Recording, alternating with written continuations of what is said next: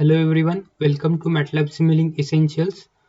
Now we are going to design full bridge inverter using bipolar sine PWM technique. In this video, we will see how to generate bipolar sine PWM in Simulink, and in next video, we will see the simulation for full bridge inverter using bipolar sine PWM technique. After watching this video, you will get familiar with repeating sequence, relational operator, mux block, and various other components which are present in the library browser. So now let us start with sine wave block. Open this block, and here we will give the frequency as 50 Hz, but the frequency in this parameters window is present in radian per second. So to convert it into radian per second, just multiply by 2 pi.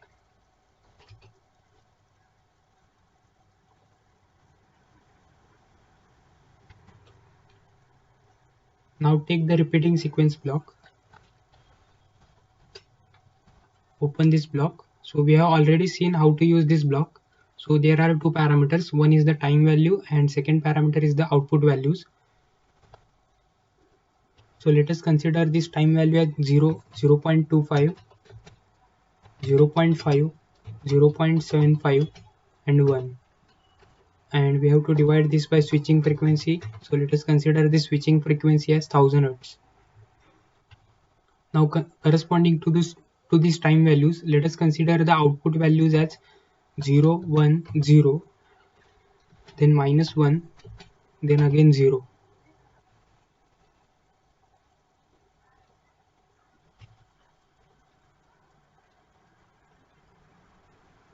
So this sine wave is our reference signal, and this repeating sequence which is giving us the triangular waveform is acting as a carrier signal. So now we will compare these two signals so as to generate sine PWM pulses.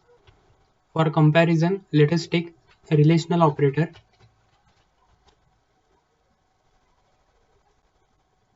So we will keep this relational operator as less than or equals to.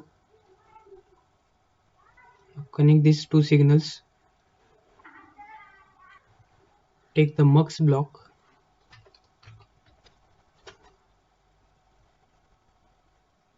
Connect these input terminals to sine wave and repeating sequence.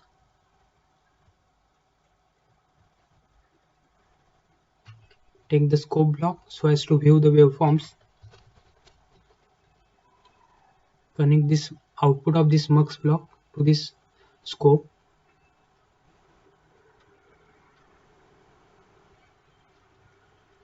Then output of this relational operator.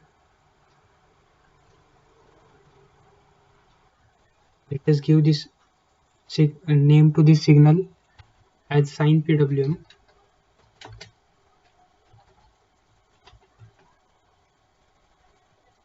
And here as input. Take one logical operator.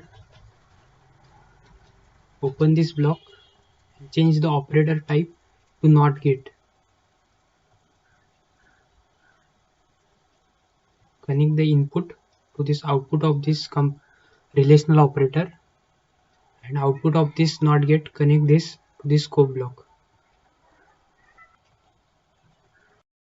So let us consider the name to this as inverted. So here we will get the inverted sine PWM output. Take the stop time as 0.08 seconds. Save the file.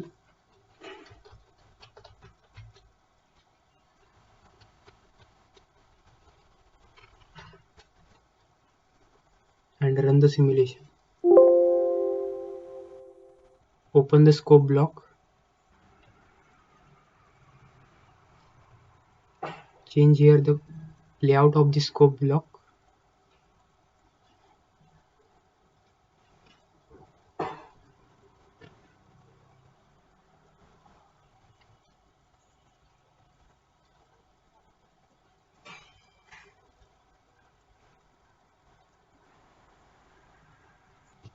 So this is our input waveform. The second waveform are nothing but the sine PWM pulses, and this third waveform is exactly opposite of the second waveform. When the magnitude of this sine wave is less than that of this triangular wave, we will get here this sine PWM pulses. So if we will observe here in this part, the magnitude of this sine wave is less as compared to this triangular wave. So corresponding to this part, we are getting here the sine PWM pulses.